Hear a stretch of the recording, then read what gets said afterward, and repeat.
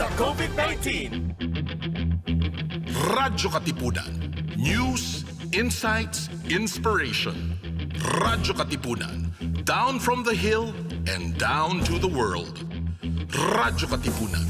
The voice of the Blue Eagle.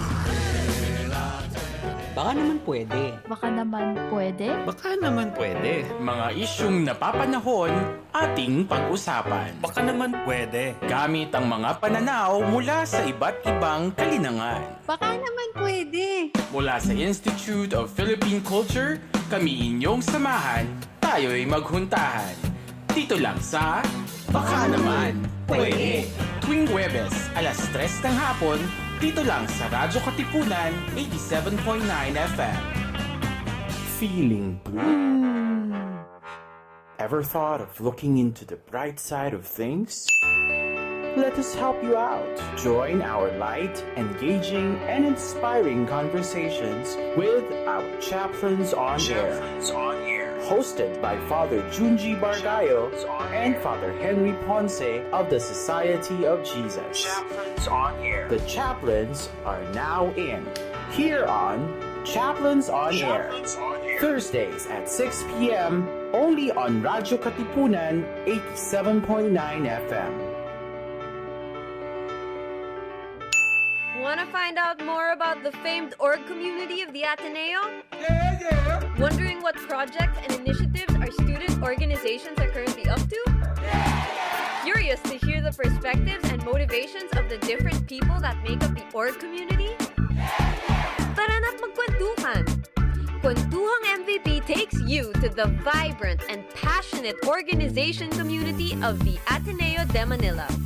Tune in every Friday as we catch up with our student leaders and our organizations and find out how they're continually pushing forth with their advocacies. Kuwentuhang MVP, taking the MVP to you. Hello mga katipuneros. This is Father Ro Atilano SJ. Listen to our serving of stories that will inspire you and keep you going. Kaya tara na! At lasapin ang masarap na timpla ng buhay. Welcome po kayo sa The Parable Cafe every Tuesdays at 3:30 p.m. only here on Radyo Katipunan 87.9. Bahala sa iyo, kaibigan ko. Radyo, radyo, radyo, radyo, radyo, radyo, radyo, katipunan, radyo, katipunan, radyo, katipunan, radyo, radyo, katipunan, radyo, katipunan. Voice of the Blue Eagle, kami di mapipigil sa pagbabalitang tumpak at tama. Buhay atenista, sa loob sa labas ng eskwela, ating ibibida lahat ng kwela. Radyo, radyo, radyo, katipunan, radyo, radyo, radyo, katipunan, radyo, katipunan,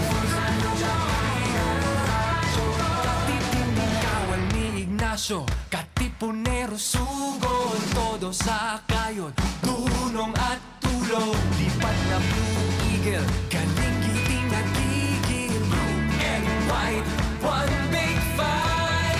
Radyo, radyo, radyo, katipunan, radyo, radyo, radyo, katipunan, radyo, katipunan, radyo,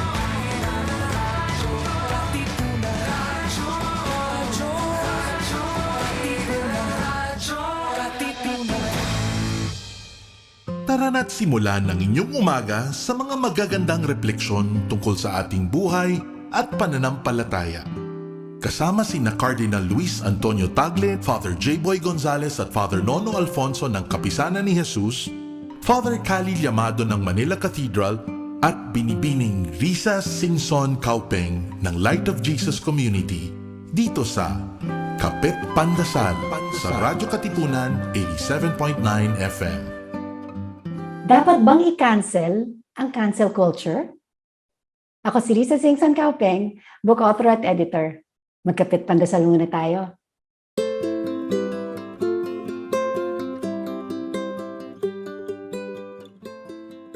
Naririnig natin yung cancel culture sa social media. Yan ang pag-boycott sa mga taong sikat o may antas sa lipunan na may ginawang masama. Isang halimbawa ay ang pag-cancel kay Harvey Weinstein, isang Hollywood producer na marami na palang babaeng pinagsamantalahan at ni-rape. Pero dahil sa kanyang impluwensya at mga koneksyon, ay hindi nabibigyang hustisya ang mga biktima. Dahil sa cancel culture sa social media, nadala sa korte si Weinstein at nahatulan ng 23 years in prison. Ngunit hindi lahat ng naka-cancel culture ay mga kriminal. Maraming biktima ng cancel culture ay ordinaryong tao gaya natin at nawawalan sila ng trabaho, mga kaibigan o boses dahil pinagtutulungan sila ng mga tao sa social media ang ikalat ang isang pagkakamali nilang na video. Sabi ng isang Katolikong manunulat, na ang pinakamalaking pagkakamali ng cancel culture ay wala itong awa or mercy. Hinuhusgahan na ang taong nagkamali na walang pagkakataong humingi ng kapatawaran o magbago. Isipin na lang natin, nasa na kaya tayo kung kinancel tayo ng Panginoon? Tayo magdasal. Panginoon, salamat at kahit gaano kagrabe ang aking sala, hindi mo ako kinakancel, nililimutan o tinatalikuran. Tulungan niyo akong pagsisihan at baguhin ang aking mga pagkakamali. Amen. The Voice of the Blue Eagle, Radyo Katipunan, 87.9. Radyo, radyo, radyo, radyo, radyo, radyo, radyo, katipunan. Radyo,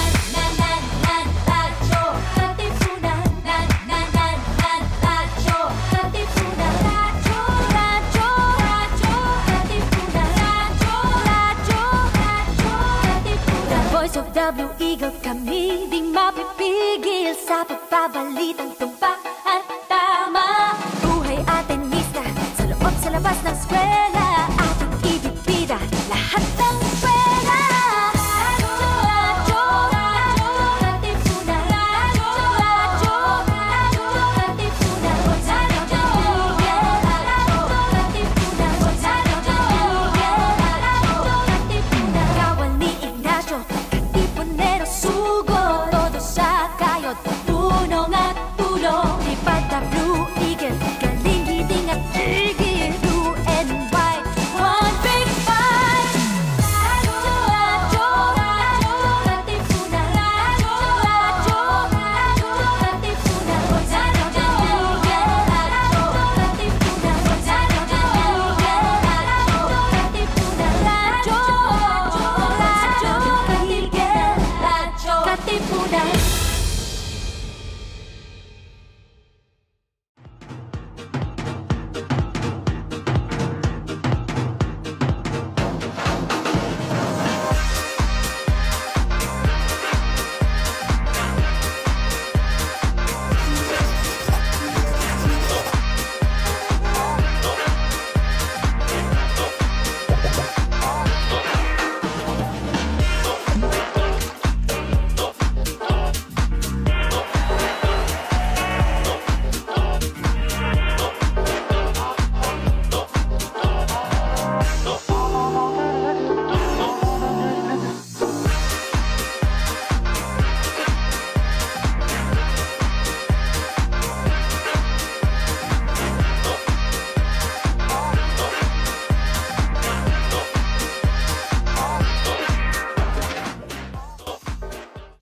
Palalimin ang kamalayan sa mga isyong napapanahon.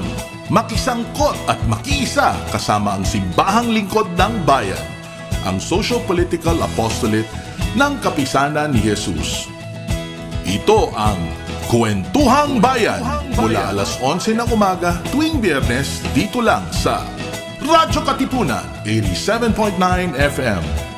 Dahil naniniwala kami na posible ang isang mas mabuting lipunan at maaari itong simulan sa isang kwentuhan. Ayan, hello po. Magandang umaga po sa ating lahat and welcome to another Friday episode of Kuwentuhang Bayan, Kuwentuhang Halalan dito sa radyo-katipunan. Magandang umaga sa mga katipunero at katipunera na sumusubaybay sa atin ngayong umaga at linggo-linggo. Yes, muli po. Ako po si Francis Gascon mula sa Simbahang Lingkod ng Bayan at kasama ko ngayon ay si Miss Maria Cristina Simpas galing sa Catholic Educational Association of the Philippines, and welcome to our 10th episode na pinamagatang Gender Equality. Kamusta ka naman, Miss Marie Chris? Kamusta naman ang panahon dyan sa inyo? Eto, okay. Mukhang kulay rosas, di ba? Tingnan mo yung suot ko. Wala naman ho akong pinaplug. Pero Women's Month naman kasi, di ba? Ayan, so sa lahat ng matatapang, masisipag, mahuhusay na kababaihan, Happy Women's Month sa inyo. So sa mga hindi nakakaalam, ang SLB at ang CEAP ay nagsama para mabuo itong programa para mapag-usapan ang mga importanteng issue ng ating bansa. Ang episode natin ngayon ay particular sa isang mahalaga at napapanahong usapin regarding gender equality. Ayon nga sa nabasa ko, Miss Marie Chris, na sa World Economic Forum sa kanilang Global Gender Gap Report noong 2020, isa ang Pilipinas sa mga bansa sa Asia na nag-top in terms of closing gender gaps. So, Ms. Marie Chris, bakit nga ba sa tingin mo'y mahalaga pag-usapan ng usapin ng gender equality sa panahon ng eleksyon? Well, kung titingnan nga natin, importante nga to mas lalo na sa isang konteksto kung saan personality lang ang pinag-uusapan sa ating media. Tsaka kung gender equality, bakit isa lang yung tumatakbong president, tapos isa lang yung tumatakbong vice president, di ba? Okay. Pero di bale, titingnan natin, dito natin makikita kung ano ang dapat talaga tingnan sa gender equality. Ngayong umaga, may kasama tayong dalawang guests at sila ay magbabahagi tungkol sa issue ng gender equality. Ikikwento din nila bakit kailangan mapag-usapan ito sa darating na eleksyon. So, i-introduce ko na po yung ating mga speakers. So kasama po natin ngayon si Professor Aurora De Jesus, who is the Senior Project... De Dios, sorry ho. Thank you ho, ma'am. De Dios. Okay, Professor Aurora De Dios, Senior Project Director of the Women and Gender Institute. At kasama ho niya si Ms. Leslie Ann Villanueva, who is the President of CEDAW Youth Miriam College Chapter. Okay, magsisimula na po tayo. Ayan, welcome po sa inyo. So sa mga nakikinig at nakaantabay sa ating FB Live, so comment lang at heart reacts lang. Miss Chris, I'm very excited sa panauhin natin to learn from their rich and humbling experiences. So para sa unang tanong, so gusto natin malaman, how did personally they get involved with the advocacy of gender equality, at what was their conversion moment when they got invested in the subject? At lalo na din, what made them study or be passionate about this subject matter? So siguro simulan natin kay Prof. Aurora. Prof?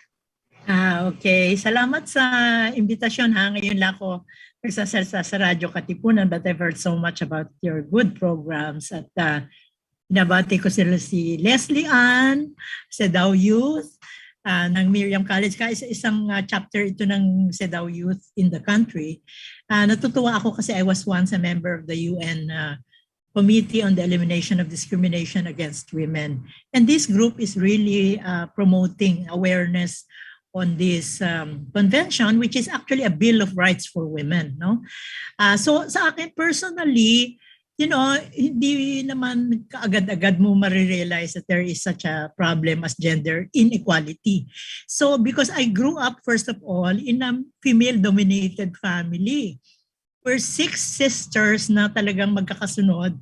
And then my brother came on at the last, siya yung 7th. And then my mother and my grandma, I also live with my grandma and my mom, who are very strong women, kasi parang yung personality na take charge. kasi my father was working somewhere else in another province. So they were really left, no, minding everything about the household, earning a living. My mom was a pharmacist, so we had a drugstore. So kita ko yun sa lola ko at saka sa nanay ko. They are very hardworking, very resourceful. So yun ang naging model ko. Ganito pala yung mga babae, no? And then of course, ang palaki nila sa amin, one should be competent, marunong ka sa lahat ng bagay, pagluluto, paglilinis, pero kailangan magaling ka rin sa academics. So yun ang nakagisnan ko, no? And so wala sa aking pag-iisip na merong inequality. Until hindi naman inequality. When my brother was born, 7th siya, no? So I noticed my mother had a special treatment for him. Ibang-iba. Kasi kami, lahat kaya magtrabaho, may assignment, ganyan. When my brother came, parang special siya. Wala siyang ginagawa. And then my mom would really, dot on him. Lahat ng mga yung bibigay sa kanya lahat ng pagkain, hatid siya sa eskwela. Things that my mom never did for us kasi kami were left as independent. So, yun. But anyway, yung upbringing na gano'n na hindi pareho ang palaki, yun ang unang sa pamilya. I think that's mostly and generally the case for most families. The male children are privileged compared to the women. And that's where I think this is an advantage for women kasi paglaki mo pa lang, you're taught leadership, without your parents knowing that you're already becoming a leader because you're assigned so many things, you know how to do things, you know how to excel. The second, siguro moments, hindi naman one conversion, meron pala gender na gano'n. So na-realize ko lang yan, sabi ko nga yung iba yung trato sa male child sa mga female. And then naririnig ko na kasi siya magki-carry ng family name, kasi siya magiging breadwinner. So yun, sabi ko parang hindi ko maintindihan yon. And then nung high school na ako, we grew up with the lola who was very strict, no? So hindi pwede mag-party, hindi ka pwede magpabisita ng mga male classmates, things like that. So at saka yung mobility, the way you dress, etc. Coupled with mga sermon sa simbahan na naririnig ko. I think those are some of which are not really very encouraging, lalo na and then the absence of any education on sexuality.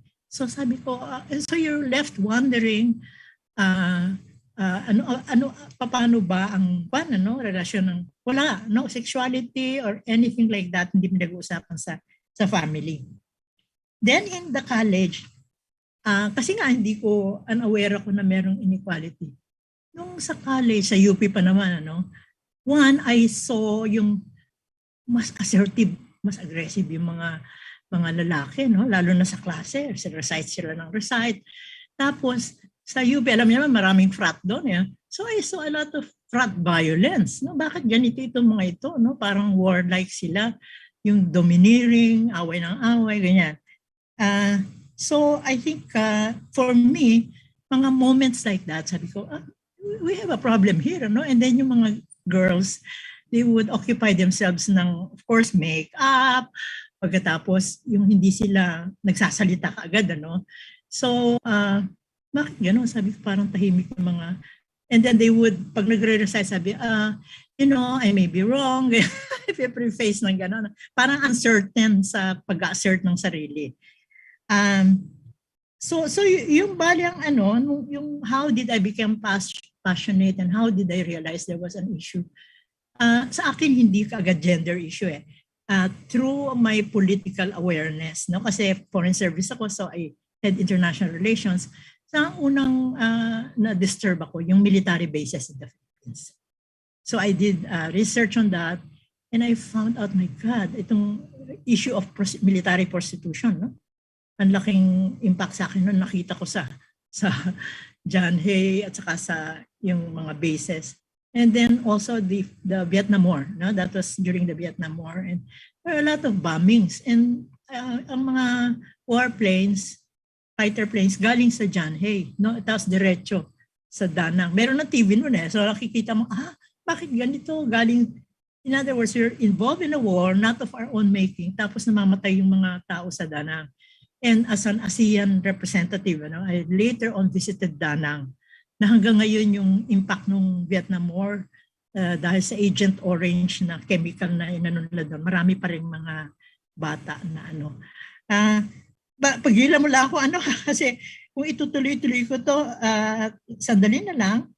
And then realize ko din doon sa subjects namin, sa mga courses namin lang, Asian civilization, Western thought. Teka muna, bakit lalaki lahat itong mga heroes, lahat ng philosophers, lahat mga artists? I didn't even question that. Much later on na lang, sabi ko, ganito.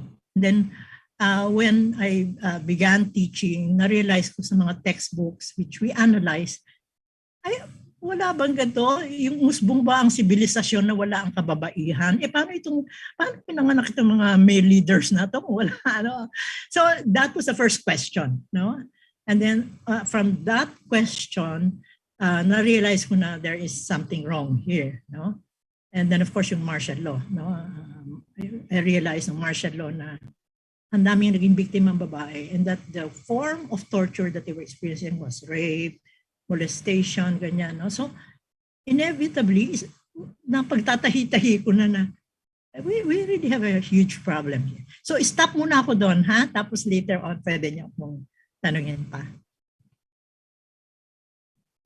Ayan, maraming salamat, Aurora. So, ngayon ay magbabahagi si Leslie. Les? And hello po. Sa akin naman, hanggang ngayon talaga, I really don't know how to answer this question without telling my whole life story then. Kasi lumaki ako na only girl lang din ako and bunso. So, kabaliktaran naman kay Miss Oyi, ako naman, only girl lang ako. Tapos, okay. So, may dalawa pa akong kuya. So, being a youngest talaga, I often imitate what my older brothers do. So, kunwari, pag nakataas yung paa nila or nakabuka ka sila while watching TV, I really thought that was cool. Pero, pag gagawin ko yon, so kaming tatlo, nakabuka ka, nakataas yung paa. Ako lang yung mapapagalitan, saying na kababae mong tao, ba't ka nakabuka ka, kailangan naka-close lang yung legs mo palagi, ganon. So, I tried my best to become a feminine and shy one growing up. Reaching to a point where I was told naman na I was too feminine. I grew up trying to please people kung paano ba dapat maging babae. But trying to please everyone can create insecurities. So I became a girl with many insecurities naman because I was often limited by my gender. Kasi babae ako, kasi bata pa ako, ganyan, ganto. So I'm not saying naman na it's my family's fault, of course, because they are also victimized by generation of misogyny that it became normal for them. As a matter of fact, I didn't know that I experienced gender inequality through gender biases up until I'm fighting for equality itself. So, when I became more aware, I guess I became more confident when I see that the people I look up to, like Janina Vella or Taylor Swift, and I'm aware that it's too typical or too cheesy that there is one famous person inspiring you, but that's how empowerment goes. Then people started believing in me. And of course, I still have my insecurities where I hate my voice because I feel like it's too soft. But my passion for achieving justice just overflows more. So I continue to fight because I know despite my limitations, I can be a voice to those who needs it. I fight for many advocacies then, like mental health, environment, labor workers, and many more. I guess it just naturally happens that when you fight for justice, you will not tolerate any injustices that affect society as a whole. So I cannot truly say when my conversion moment was. it it just gradually happens. You would have your favorite advocacy to advocate with. Ganon. So, when you do not tolerate misinformation, you fight for truth. When you hate the people that are being discriminated, you become their voice. When the wellness of the environment is being overlooked, you advocate for sustainability. So I feel like when you advocate and fight for justice, somehow you become a feminist because women are somehow always more affected when different injustices come. For example, women become more vulnerable than men, and realizing these things along with the subjects that I take in my college program, which is international studies. So I have realized that misogyny did not happen overnight. So fighting for equality would not happen overnight as well. But I'll fight all of my nights just to be a step closer for it. Ayun po. Ayan, maraming salamat Miss Leslie at Prof. Aurora. Actually, makaka-relate din ako sa may mga kapatid din akong babae. At ako personally, sa bahay, paminsan-minsan di na inutusan. So talagang nasasabi kong sa bahay talaga nagsisimula yung growing and then observing what really happened. So yun, Miss Marie Chris. Thank you. Totoo yan, Kami rin women dominated. Pero in the family, in the family. But our next question to our two guests, if you were to address this to a candidate running in these elections, why should gender equality be part of the top agenda points in a candidate's platform? Professor, yes. Okay. Yes, magandang question yan kasi actually over the last so many years, kailan ba nagsimula ang advocacy for gender equality internationally? Kasi you must remember that just a century ago, women were illiterate. Lahat ng kababaihan illiterate. And then it had to be the women themselves to fight for their right to education, their right to suffrage, and their right to employment and health, and so forth and so on. So, ang pinagmulan ng mga rights na ito, did not come easy, as something that fell from heaven. Because when women realized that they cannot go to school, they were deprived of this education and are unable to articulate their concerns. In fact, in my studies, kasi nasa women's studies ako, talagang I really read up on why women are absent. And that's because they were absent politically, economically, and culturally. Kasi hindi sila nag-aral. Sa Pilipinas nga, ang mga nag-aral lang, yung mga anak ng elite, of course, para magbasa at maintindihan nila yung novena and nothing else, not for the professions. In China, they had to, and in Japan, they had to invent their own language. In China, merong na ancient women language called Wushu. Kasi nga, hindi sila nag-aaral ng Mandarin. So, isa yun sa mga So, the women themselves, and tapos, of course, alam natin yung women of Malolos, sinikreto nila, nag-aaral sila sa gabi hanggang sa na-assert nila yung right to education. So, what I'm saying is that malaki ang pinagdaanan, mahaba at mahirap yung pinagdaanan ng kababaihan to have those rights. Now, in the elections, normally, gender issues don't come in easily, and it's only the women, as I said, again, who articulate these issues. At bakit kailangan? Unang-una, I think, if women were not in any way represented, it is, a big deprivation of their rights. Kasi democracy should reflect the opinions, the perspectives, and the representation of all, And if you deprive 1/2 of humanity, kasi 1/2 ang numerically, that means you are depriving them of their legitimate voice to put their issues on in the parliament or in Congress. That's one. Secondly, kung walang ganong klaseng, why do women have to be in politics? Because they represent different ideas, they represent different perspectives, ways of doing things. At saka yung leadership skills nila naiiba.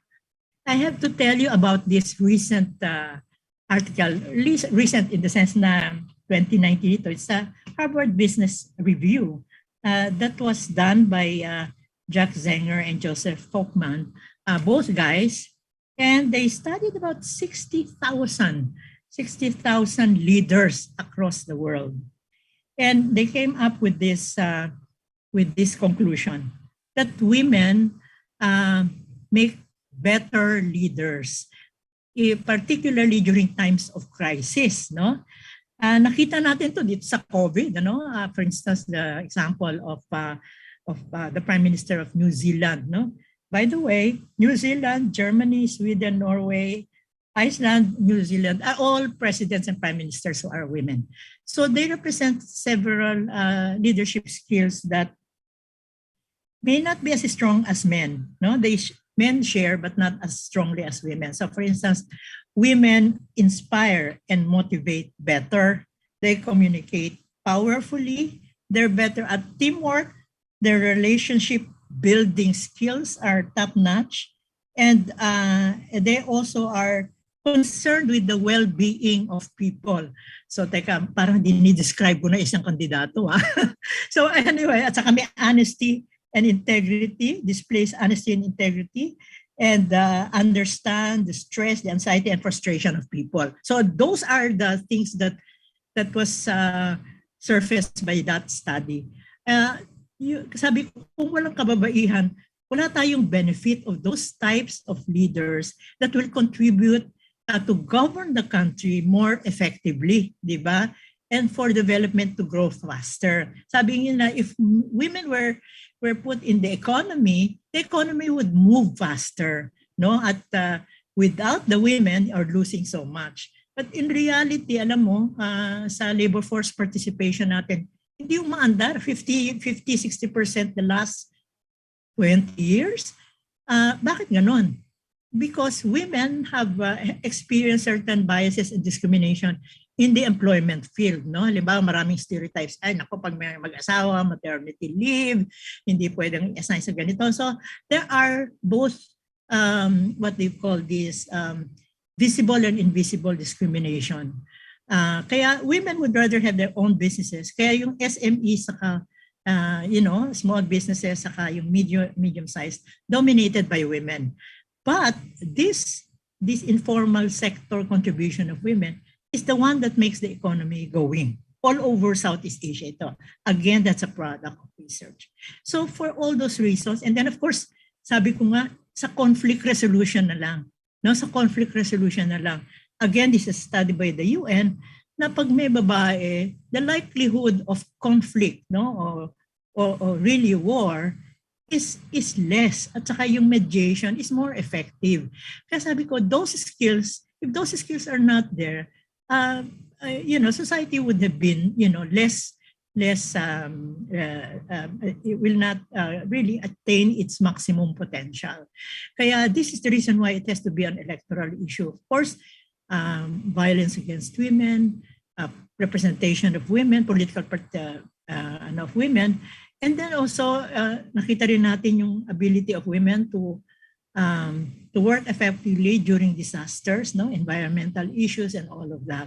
So all of this nakalagay yan sa women's agenda. So ang dami na ng mga grupo like Women 2022, yung Every Woman, lahat kami, we drafted women's agenda, which are actually crucial and core issues in any election.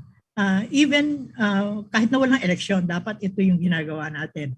And I tell you that the experiences of those countries that have women leaders, ang kanilang GDP at ang kanilang satisfaction level ng kanilang mga citizens are so high because they give priority to alleviating poverty, attending to the social needs of the people, and less budget for the military. So, yung importanteng perspective ng women na hindi kailangan ng gera. Kailangan natin na bigyan ng panahon at atensyon at resources yung mga pangangailangan ng mga tao. Sige.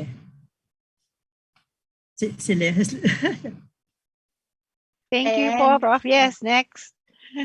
Ayan. So, for me naman po, baliktarin natin. Instead na gender equality, gamitin natin yung term na gender inequality. So, as we all know, gender inequality happens. And it happens in many aspects. So, for example, women are more vulnerable to domestic violence, and they cannot just leave where they are because they are also economically dependent on their abuser. While they can report, it is so hard to do it because they can also be mentally challenged by the thinking na baka mali sila, along with the trauma and emotions they feel. So in the aspect of labor force naman, women have lower salaries, but women have higher taxes because of their necessities they have as a woman. For example, pads, mahal-mahal ng napkin, even its alternatives such as menstrual cups or discs, mas mahal siya. Or kaya kahit 'di ba may mga pang-shave, may pang-shave na panlalaki at may mga pang-shave na pambabae. Mas mahal yung pang-shave ng pambabae. They are a luxury, but they also have a low salary. Not only that, but maternity leave was only extended up until 2019, which is just 3 or 4 years ago. So, while there is progress, there is still lack of safe spaces as women are still being catcalled anywhere. There is still lack of access to healthcare to pregnant women to some places, especially yung mga remote places. And sometimes, even if they are accessible, it's expensive. It's not affordable. So yeah, as a woman, I hope na there are policies and also trainings that makes people more gender sensitive and establishes safe spaces for everyone. Yun po. Thank you so much, Miss Leslie. No, and these are all the issues talaga na hopefully we do find in our next or upcoming president, no? Sir Francis, your turn. Yes, so tayo mag-proceed sa susunod na question. Gusto ko lang i-greet yung mga kasama natin online. No, we have Alicia Amayon from Lyceum of Agbalog, Cagayan Valley. We also have Alicia Javier from Mary Help Christian College, Canlubang, Calamba City. Also, Diane, Grace, and Danica. Meron din tayong from Aklan. We have Jobert Villases. Hello, Jobert. And we have Mr. Ricky from Notre Dame of Makilala. No? Kahit ang layo ng mga participants natin is, ang mga listeners natin is very interactive talaga sila sa Facebook page natin. So, going back sa ikatlong tanong, specifically, what aspect of the problem of gender equality do you think that we should focus on? For example, what policies that needs to be addressed or made in order to address this problem? And what can we do personally to address this? Examples, individual, private sector, or Catholic schools. So, sige. pwede nating... ano pang policies ang... Yes, Prof. You know, I was chair of the National Commission on the Role of Filipino Women for many years, no, and I've worked with the UN for some 12 to 14 years. What I have to say is that we're not only talking about the Philippines, we're talking internationally. I don't think there is any country that has achieved gender equality, even those with women leaders, no. So that's one. The second is there are many ways to promote gender equality. And one of them, and the most important, is to look at the legislative framework of the country in order to institutionalize policies on gender equality. Kasi kung hindi yan naka-institutionalize, it will become random, it will become scattered, will become ineffective. So yun ang una naming inasikaso, no, dito sa National Commission on Women, also the women's movement in the Philippines. Yung ating women's movement, one of the most vibrant in the world, no, as evidenced by our gender equality index. So in the case of the Philippines, ang inuna nating mga legislation for women are those that have to do with violence against women. Kasi universally, we found out that this is the most serious barrier for the advancement of gender equality. Kung malawak ang domestic violence, paano naman makakakilos yung mga babae, no? And then, of course, that alone is a huge problem kasi karamihan sa kanila hindi na nakakapagtrabaho. And then in the US, I found out I also had a week of internships sa domestic violence program nila doon. Maraming namamatay, na pinapatay ng mga asawa through gunshot, no? Through guns. Kasi illegal doon ang mag-acquire ng guns. Kaya doon sa domestic violence incidents, ang daming mga namamatay through the gun. Tapos pangalawa, yung rape, no, is so widespread that women cannot even go out alone at night. Pauwi ng bahay o magsakay ng jeepney, tricycle. There's always the danger of being sexually harassed or even raped. So isa yon sa isang panukala ni Senator, the late Senator Shahani, which we also supported. After that, we had the anti-trafficking law, and then tayo yung isa sa maagang nag-introduce ng sexual harassment law back in 1995, which is updated in the new Safe Spaces Act. So yun ang unang-una, no? To provide a guarantee that women who work, the women who are in the household, at saka yung yung law against violence against women and their children act, which I personally had a participation in terms of the drafting, the technical drafting. So, but always, even if you have legislation, yung implementation ang problema. I also did field research on why napaka-bagal nung effective implementation. And I found out in this we did in Caraga region, out of the 15 municipalities that we investigated, 3 yung medyo effective implementation. Number 1, because there is a working mechanism na coordination between the development council, the local government, and women's NGOs, and then the media. Yun ang mga requirements para merong vibrant participation ng mga tao. Pagkatapos yung ibang mga municipalities, hindi sila ganun ka-conscious. So, yun ang kulang natin sa lahat ng mga laws implementation. Ano pa ang kulang? No? Pangalawa, tingin ko yung political participation nga. In other countries, para ma-equalize yung number of legislators, meron silang tinatawag na quota system na you have reserved seats for women as many as 30%. Kasi nga, there are so many barriers in women running for office. Unang-una na dyan, wala silang pera.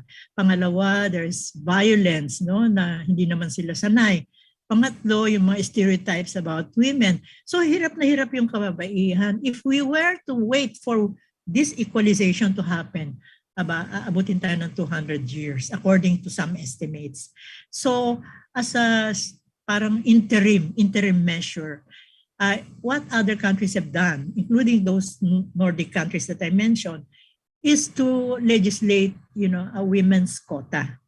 Inintroduce din dito sa atin, pero ni-reject ng mga kalalakihan. Bakit, no? Na ayaw nila ng ganong privileged position. So kaya ganong kabagal ang equalization. That's one. Yung increased women's leadership. At sabi ko nga, when you have more women leaders in parliaments to legislate policies, naiiba talaga yung governance, no?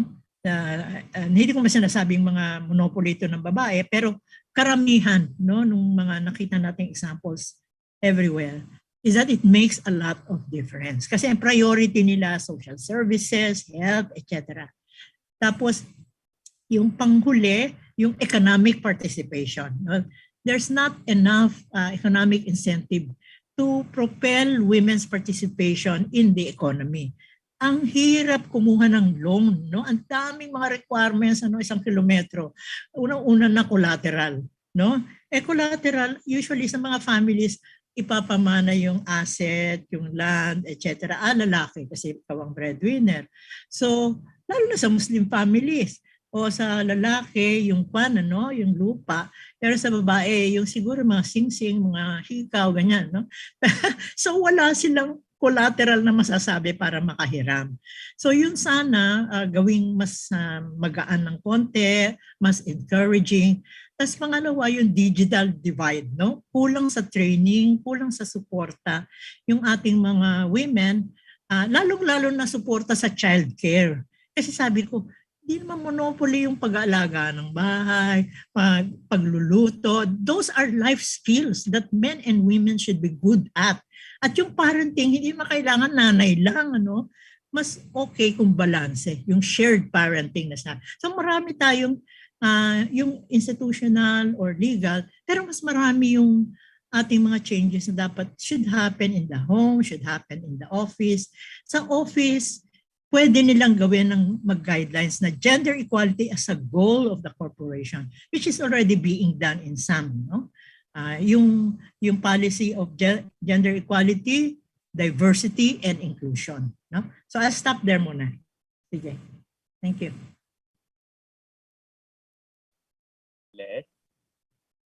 And so for me, I truly agree with Miss Oyi na hindi lang talaga isang aspeto yung mame-mention pagdating sa gender equality para ma-achieve yun.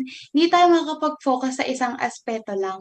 So, kaya sa akin, hindi ko talaga ma-answer tong question na to ng isang aspeto lang din kasi they are all interconnected. So, women's rights are human's rights nga, di ba? So, one gender inequality can violate other human rights in general. So, tuloy-tuloy siya. So, one inequality can affect also other inequalities as a whole. So, I think what we need is to have comprehensive laws. I know naman na there are laws that protects women from discrimination and violence, but it still has its loopholes. Katulad nga ng sinabi ni Ms. Oyi na kulang pa siya sa implementation. Ang dami pa ring proseso na umaabot ng 2 kilometro.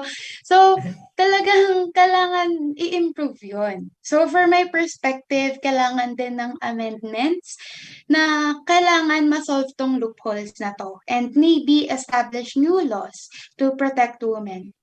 Also, sometimes agencies that protects women also lacks empathy. So, meron pa rin kasi tayong internalized misogyny na nangyayari. Na parang, baka naman kasi yung suot mo masyadong revealing, kaya ka na-harass or what? 'Di ba? So, kailangan natin ng gender sensitivity trainings added to the workplace and maybe in the education sector as well para naman ma-remove tong stereotypical mindsets na to that limits and victimizes women more. Nagkakaroon tayo ng victim blaming and everything. Katulad yung sinabi ko nung una na tuloy-tuloy yung isang inequality kapag kami nangyaring isang inequality. So talagang interconnected siya and nag-overlap yon sa isa't isa. So hindi talaga pwedeng mag-focus lang tayo sa isa kasi wala. Hindi siya magiging effective if dun lang tayo magpo-focus sa isang aspect lang.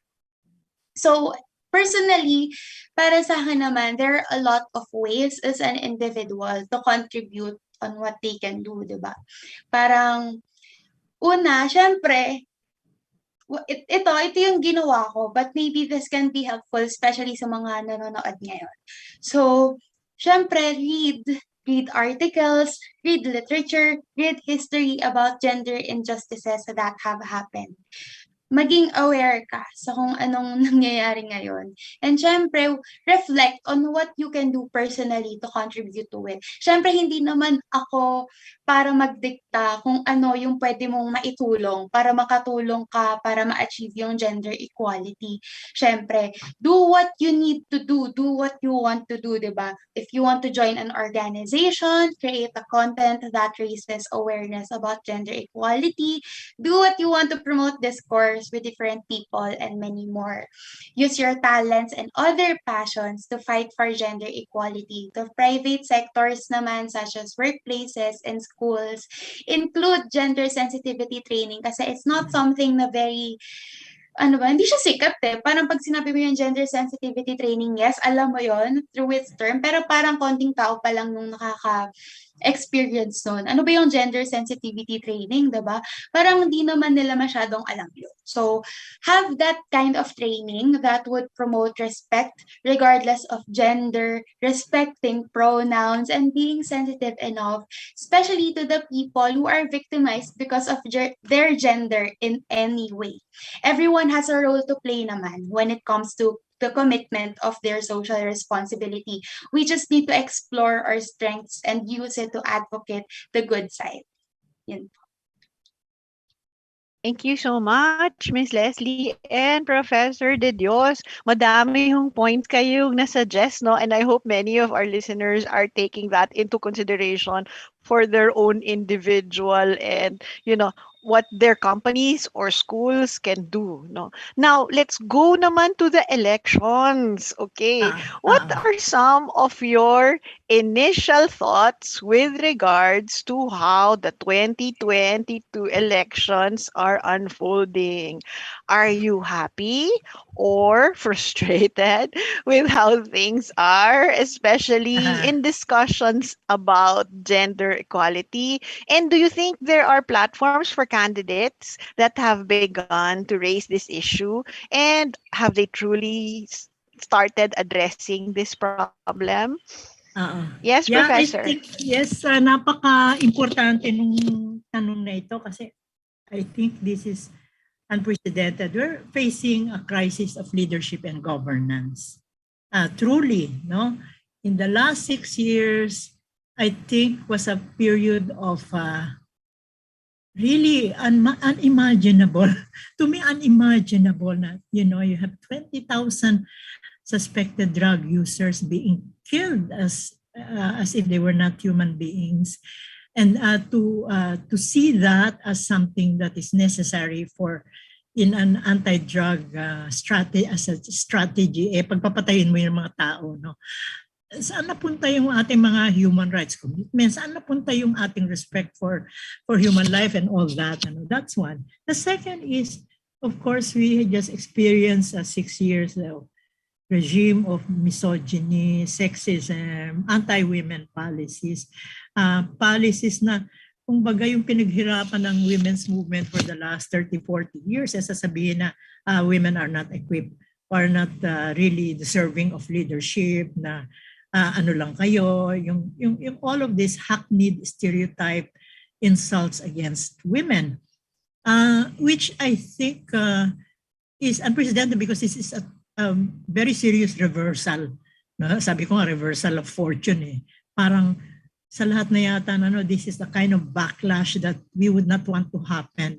Considering na, kumbaga, before this, we were at the peak, no? Hindi naman perfect, pero there's so many contradictions and imperfections still. But on the issue of women's gains that we have achieved in women, the women concerns and gender equality, napakalaki na for us to go back, 10 steps, 100 steps backward. So really sad. Of course, yung mga impunity, red tagging, corruption, name it, nangyari the last 6 years. So this election, I see this as an opportunity for women and men of dignity and honesty to reclaim their political space so that we can assert the kind of leadership and governance, the good governance that we are striving to achieve for so many years. Alam mo, I'm a product of martial law, no? I was a student leader at the time, and of course, na-detain ako. I had to go underground for 4 years. And naranasan ko, napakahirap, to be deprived of your freedom and human rights. And, the effect of those 15 years of martial law is terrible. Nasira yung ating institutions, nawala yung independence, na corrupt lahat ng mga ano natin, legislature, na ang ating justice system, which we are feeling still, and the fact that it's coming back, with the Marcoses coming back again, parang nightmare. To me, it's a nightmare. Nangyayari ngayon. So ano yung importansya ngayon elections? This is crucial. This is crucial. And I think we need to make a pivot for change. And napakalaki ng naging papel. Natutuwa ako on one hand, I'm sorry for what has happened, paano natin ito papalitan, but I'm happy about the vibrant protest movement that's happening everywhere. And women is a huge part of that. Yung tinatawag nating pink movement. Ano ito? Ano ba? Dahil trending ngayon mag-pink, trending ngayon yung mga pakanta-kanta, mga TikTok. Yes. Ito nakita kong protesta. It's a protest movement. But it's a protest movement. Ano naman mga Pilipino, ibang ating karakter. Kung sa Latin America, ano na talagang mga GD niyan, grim and determined. And sa Pilipino, yung protesta natin, masaya.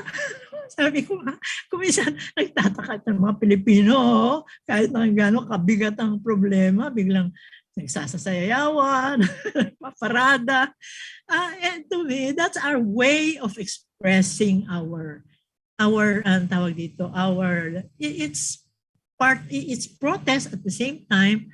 It's also an assertion, it's a reclaiming of our dignity as a people. Napapayagan ba natin na mababalik, sinuka na natin, tapos lulunin uli natin, parang kahiya-hiya naman tayo as a people, para yung dignidad natin, nakaka-insulto na ito, Kaya nakikita ko ito sa lahat ng, oh my God, lahat ng mga kakilala ko, matanda, bata, kami mga seniors na kami, lahat, halos kami, nagbalikan, from the dead, bigla nabuhay lahat yung mga tao, nasa kalye. So this is the good thing, the voluntarism, the active participation, the initiative of people, not only to rely on the candidate, o asan na yung mga materials natin, the people are using their own resources.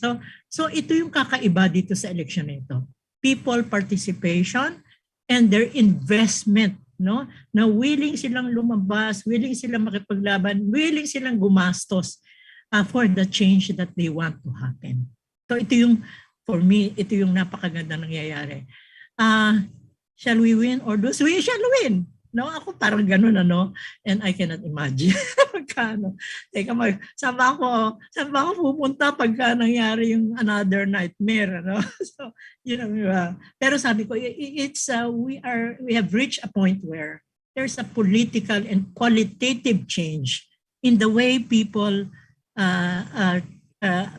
attitude toward elections, Hindi na, yung nire-reject natin yung bayaran, nire-reject natin yung corruption, ang daming messages, layered messages na magandang i-analyze. So I'm in the process of trying to analyze what's happening, ano ba itong pink movement na ito, what does it mean, will this last, o hanggang dito lang ba sa election, ganyan.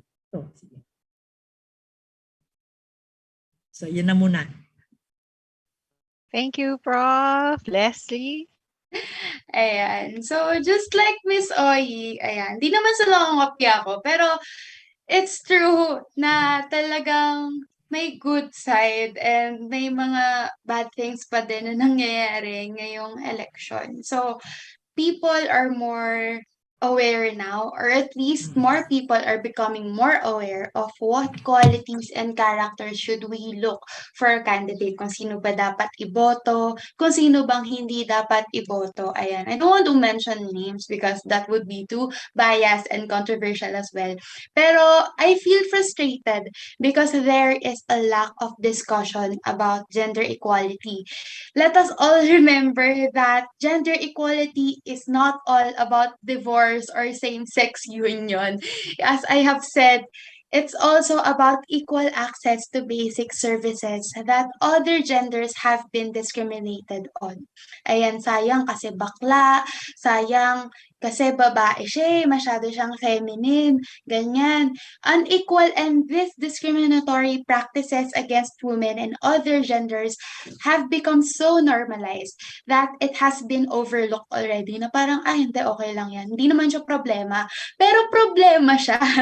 Kaya nga nagkakaroon tayo ng mga gender inequality na hindi ma-solve yung deepest roots kasi yung mga ganong internalized misogyny pa lang, nangyayari na siya. So, paano natin ma-achieve yung gender equality, di ba? So, I just hope that this would be discussed in the future and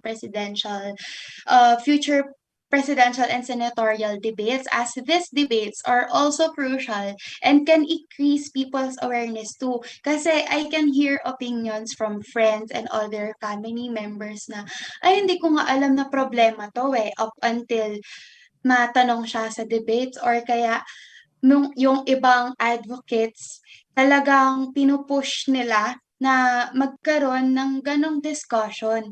So, as I have said sa mga previous events ko this week na parang talagang ang daming nangyayari na minsan nakaka-overwhelm. Pero okay lang naman din kung ngayon ka lang namulat sa mga gantong bagay. Talagang hindi naman nakakahiya yun na ngayon mo lang nalaman yung mga ganyang problema or mga ganyang challenges na nadadaanan ng mga babae at iba pang gender. Ang nakakahiya yung pagpikit muli pagkatapos mong maging mulat sa kung anong dapat.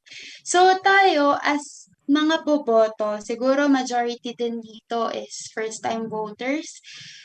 For people like me na close sa age ko, young people din, ayan, talagang we need to increase this discourse para mapag-usapan din yon ng candidates. Sometimes it's not discussed kasi we're not advocating for it. So, ayun po. Okay, thank you Miss Leslie and Professor Aurora. Tama ho kayo, no? Sana nga yung mga mulat hindi na pumikit ulit. At sana yung mga mulat talagang bumoto ng Parang gusto dapat ngayon. yung mga mulat na wag kukurap. Wala, hindi na nga kukurap. Okay, thank you.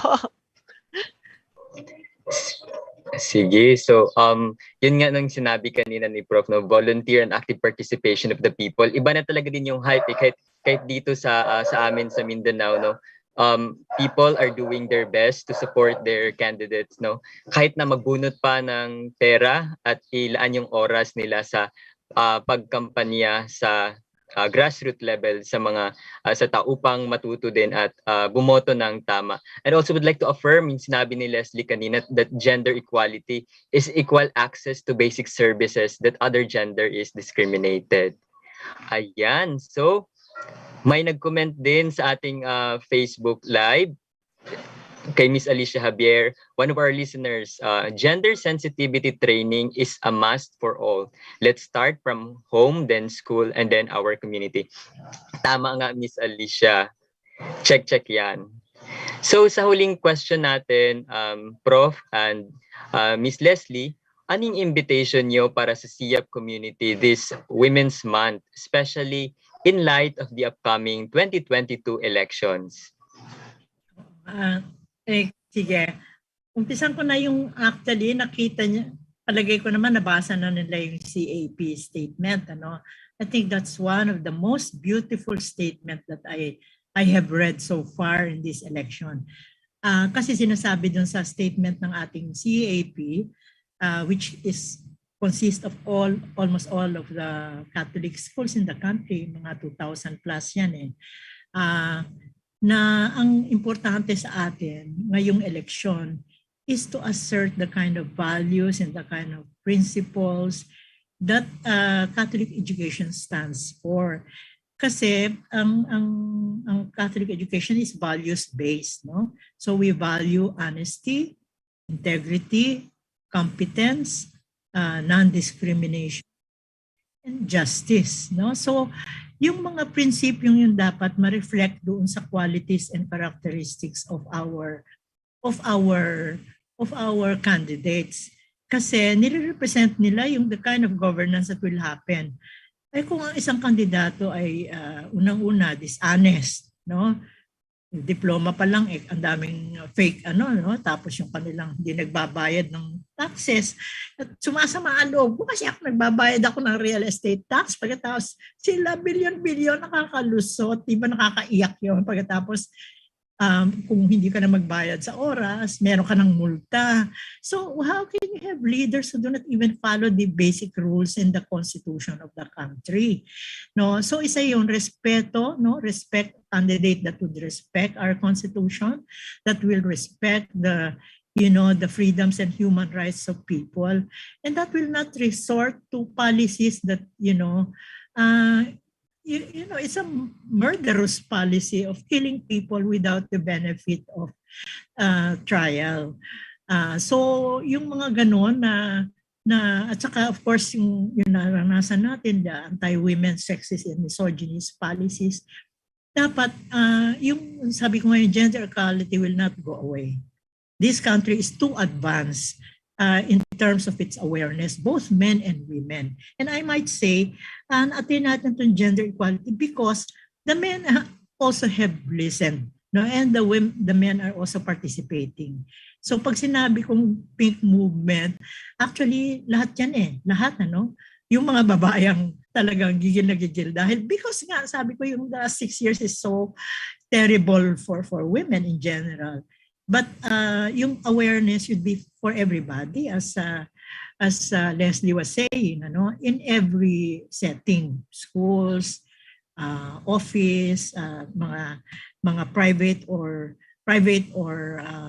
government offices and all of that. So yung elections na ito is an opportunity for us, an opportunity for our schools to make a difference, no? Kasi dapat yung ina-assume natin na ang mga estudyante ay nakapagbabasa at nakakapag-discern, nakakapag-analyze kung ano ang tama at mali, no? And the leadership of the CEAP in saying that these values and principles are the core of our criteria in judging whether candidates are okay or not okay, no? Yung competence, unang-una competence, kaya ba niya mag-govern? Siya ba may integridad? Honest ba siya? Hindi ba siya nagsisinungaling? Hindi ba siya nagnanakaw? Tapos pangatlo, ano yung plataforma niya? What do they have to offer in terms of concrete problems to address the poverty and our pandemic, and also to alleviate the economy, as well as to restore what we had enshrined in our constitution, which is freedoms, human rights, respect for diversity, gender equality, and all of that, na na-attain na natin, naka-legislate na yan, hindi naman bago ito, no? Ibalik lang yung talagang nakakabuti sa ating lahat. So, pwede bang mag-advertise ng konti? Kasi ang Women and Gender Institute magkakaroon ng 2 araw na 7th National Women's Summit. Ito po ay held every 2 or 3 years na inumpisahan ni the late Senator Shahani, at every 2 or 3 years we feature different types of leader. This year napaka-importante kasi ang tema natin ay Women Transforming Politics and the Elections of 2022. So pag-uusapan yung issue ng the pink movement, what does this mean? Tapos yung truth-telling versus historical revisionism. Meron ding issue on the use and misuse of technology for political purposes in campaigning, yung mga issue ng mga trolls, and all of that. And then, kasi mga teachers nga lahat yung karamihan sa atin, education, no? Magkakaroon ng isang session on pedagogy of truth-telling. Paano natin ituturo ang mga iko-correct yung mga mali at para natin ituturo ang mga correct interpretation of history. So yun lang March 25 and 26. It's virtual, so lahat kayo ay iniimbita namin. We have enough room for everybody. We have very, very interesting speakers, from all over, and of course, Mindanao, Visayas, and everywhere will be represented. So, salamat po. Ayan, Les. Ayan. So, talagang sa sinabi pa lang ni Miss Oy, talagang makikita na natin na ang dami na natin pwedeng magawa. Marami tayong role na pwedeng gawin para makatulong sa society in general. Lalo na ngayon na parating na yung eleksyon at ang pagboto ay isang karapatan natin. So sana wag natin siyang sayangin. Kasi ang dami nang nangyaring progress at katulad nga ng sinabi ni Miss Oyi kanina, ang dami na nating nasuka, ang dami na nating nasukang injustices, ang dami na nating na-solve. Sana naman, wag na natin balikan yun. Wag na natin balikan yung mga bagay na tapos na at na-resolve na. Babalik pa ba tayo doon? Ang daming naapektuhan, ang daming na-violate na human rights dahil doon na hanggang ngayon, dala-dala pa din natin. Pero syempre, yun nga, step by step, day by day, naman na mare-resolve din naman natin yun at ma-achieve natin yung goal na dapat. And of course, syempre, despite the advancements and movements din, diba, talagang yung gender equality, kung minsan sa ibang tao, hindi pa rin siya nare-recognize as a right to protect people from all forms of discrimination in public and private spaces. So, I just hope that anyone who is watching this, whether Kristiyano ka man o Muslim, o kung wala ka man pinaniniwala ang Diyos, or kahit anong authority na divine, diba, just reflect on your values. Diba? If you are Christian or Muslim, follow what your God embodies, diba? Ano ba yung values na meron yung Diyos mo or yung values na pinaniniwalaan mo? Diba? Naniniwala ka ba na dapat ma-achieve yung human rights, na dapat ma-achieve yung equality, diba? Na dapat may democracy, na dapat nakaside tayo sa totoo. Dapat hindi dapat we can also think critically kung ano ba yung misinformation sa hindi. Kailangan natin evaluate yun. Yung katotohanan, yung hustisya, justice. Ayan, turo din yun sa akin ng Miriam. Actually, truth, justice, and peace and integrity of creation. Ayan. Isa yan sa mga values na pinangahawakan ko hanggang ngayon. Feeling ko kahit na umalis ako ng Miriam College, dadalin ko siya. Kasi it encompasses everything na kung ano ba dapat i-value ng isang tao sa kanyang bansa o sa kanyang society. Sinasabi ko nga, para sa bayan, para sa Diyos. So, kung anong gagawin mo para sa bayan, yun din dapat yung gagawin mo para sa Diyos. Or kung ano yung gagawin mo para sa Diyos, yun yung gagawin mo para sa bayan. So, ano ba yung values na meron ka, di ba? Yung may na alam mo ba yung concept ng demokrasya? Ano ba pinaniniwalaan mo? So, of course, kailangan may ipasa rin tong legacy sa buong youth. Ayun. So, minsan, syempre, sa pag-uphold ng isang principle, sobrang daming magandang principles. Sa minsan, gusto mo lahat na ng magandang prinsipyo, kunin mo, angkinin mo, na gusto mo, embody mo rin. Pero syempre, hindi naman tayo perfecto lahat. Pero bilang Pilipino, may isang guide tayo na pwede nating panimula para makuha kung ano ba yung mga prinsipyong dapat meron tayo. So, unang-una, yun na yung preamble. So, syempre, as a Filipino, dapat alam natin yon. So, syempre, basahin ko na para sa lahat. So, we, the sovereign Filipino people, imploring the aid of Almighty God in order to build a just and humane society and establish a government that shall embody our ideals and aspiration, promote the common good, conserve and develop our patrimony, and secure to ourselves and our posterity the blessings of independence and democracy under the rule of law and a regime of truth, justice, freedom, love, equality, and peace do ordain and promulgate this Constitution. So bilang Pilipino, kung hindi mo alam yung prinsipyo na pwede mong i-uphold para makaboto ng tama ngayong eleksyon, magsimula ka sa preamble. ano ba dapat yung prinsipyo ko bilang Pilipino, bilang isang tao na sumusunod sa kanyang Diyos o sa mga pinapaniwalaan niya. So dun pa lang makikita na natin na dapat tayong Pilipino, dapat kailangan alam natin kung paano makapag-build ng just and humane society.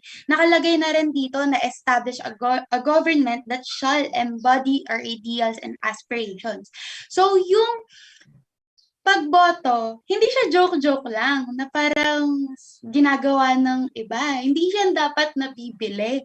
Hindi yan dapat na ano lang na ito boboto kasi ito yung boboto nila. Dapat iboboto mo yun kasi ito yung naniniwala kang may truth, may justice, may freedom, may love, may equality, and may peace. Hindi yan basta-basta nagtotolerate ng violence. But rather, to solve conflicts, they solve it through peaceful negotiations and non-violence means, diba? As I have said dati na parang a threat to violence is a threat to peace. So, dun pa lang malalaman mo na kung ano ba dapat or kung sino ba dapat yung iboboto mo. And hopefully, dito pa lang sa preamble na to, malaman na natin kung sino ba dapat yung iboto natin. Ayun po.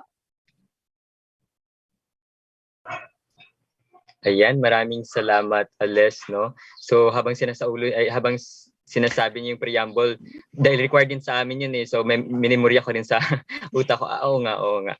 Sige, Miss Marie Chris, may dagdag ka po. Oo, thank you talaga, no? You know, it's such a big, parang it's refreshing that someone as young as Miss Leslie will be the ones to remind us, diba? To remind us of our Constitution and what's Alam mo, there. yan ang aming training sa Miriam. Teacher, kami talagang hanggang tenga ang aming pride sa mga katulad ni Leslie at saka yung mga iba namin talaga ang lakas ng unang tatak Miriam sa aming mga graduates. Okay, thank you, no? Thank you. You know, all of these insights on gender equality really parang opens my eyes to parang many of the things that we are doing, no? That's right. And the other things na medyo meron pa tayong kakulangan na kailangan pa nating gawin, no? At saka kung ako talaga tatanungin, papasalamat muna ako sa lahat ng mga nanay dyan, no? My own mother, no? Who are the strong women that are really those who give parang give us a role, who are our role models, diba? These are, and like you said earlier, we start with them. We start at the home. And I hope as a mother myself, I'm giving this to my children. No? 2 babae rin ho yung anak ko. So ako, I'm really for gender equality for the sake of my children. No? And my sisters, panay babae ho kami. Sorry, Sir Francis. No? Talagang dominated. Sisterhood begins with the home. Talagang dominated kami ngayon ng women, even on this platform na 4 ho tayo, 3 ho kaming babae dito.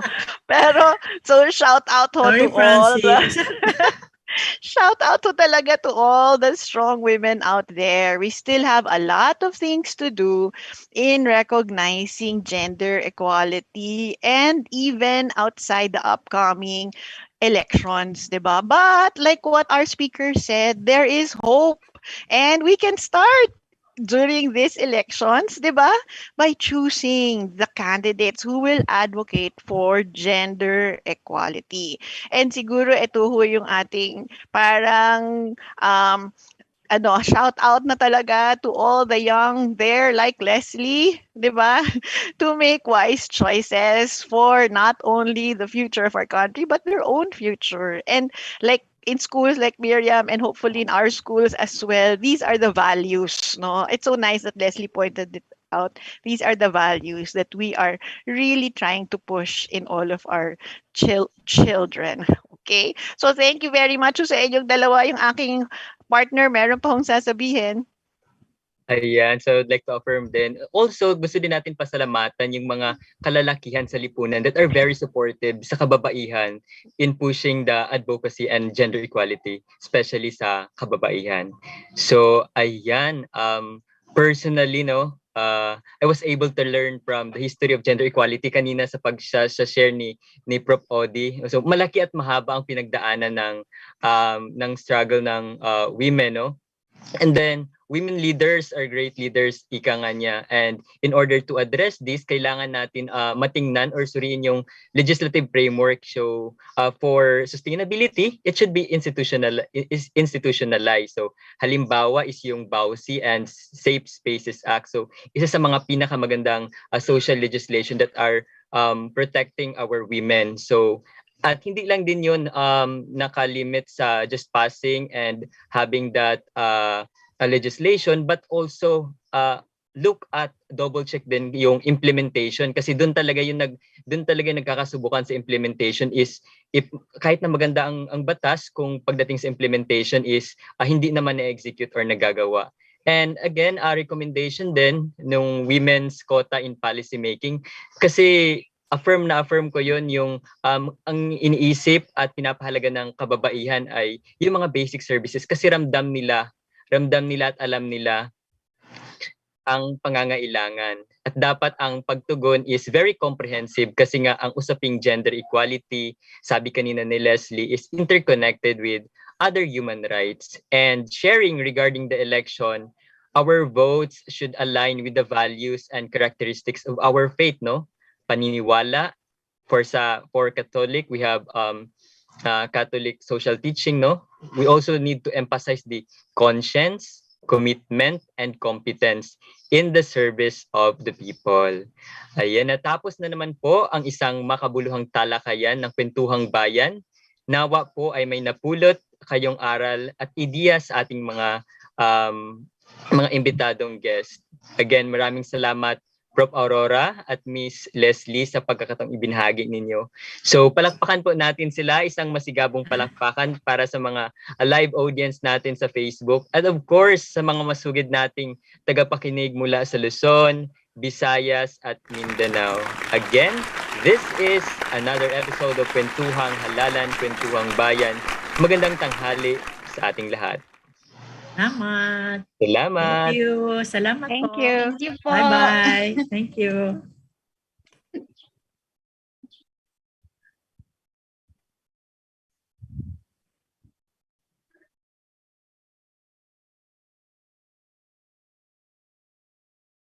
Palalimin ang kamalayan sa mga isyong napapanahon. Makisangkot at makiisa kasama ang Simbahang Lingkod ng Bayan, ang social-political apostolate ng Kapisanan ni Jesus.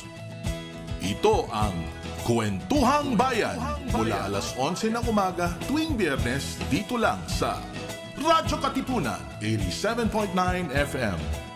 Dahil naniniwala kami na posible ang isang mas mabuting lipunan at maaari itong simulan sa isang kwentuhan. Radyo